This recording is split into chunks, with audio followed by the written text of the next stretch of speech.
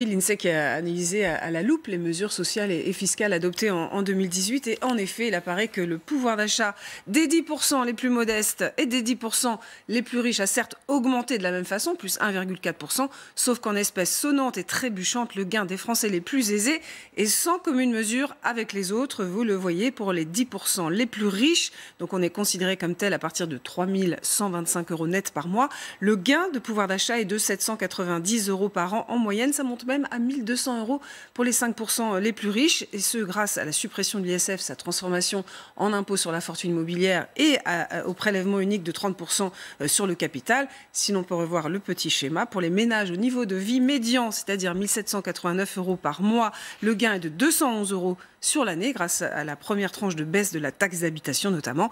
Pour les 10% les plus modestes, le gain s'élève à 130 € sur l'année. Ceux-ci ont été fortement impactés entre autres par la hausse des taxes sur les carburants et le tabac, ainsi que par la baisse des aides au logement. 4,5 millions de foyers ont été perdants avec la baisse des APL. Alors vous l'avez dit Claire, ça c'est pour l'année 2018. Est-ce que 2019 sera plus favorable aux classes moyennes? Alors oui, forcément, avec les 17 milliards d'euros injectés en 2019, dont la revalorisation de la prime d'activité, la défiscalisation des heures supplémentaires.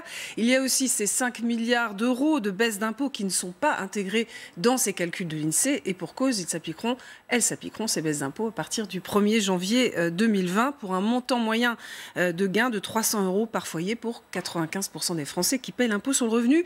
Et puis en plus de ces baisses d'impôts, les réformes qui sont venues répondre à la crise des gilets jaunes, avec l'augmentation de la prime d'activité notamment, devraient soutenir le pouvoir d'achat à hauteur de 440 € en moyenne cette année, selon l'OFCE, et de 270 € en moyenne l'année prochaine. Et on verra ça, et on verra donc les chiffres pour cette année 2019.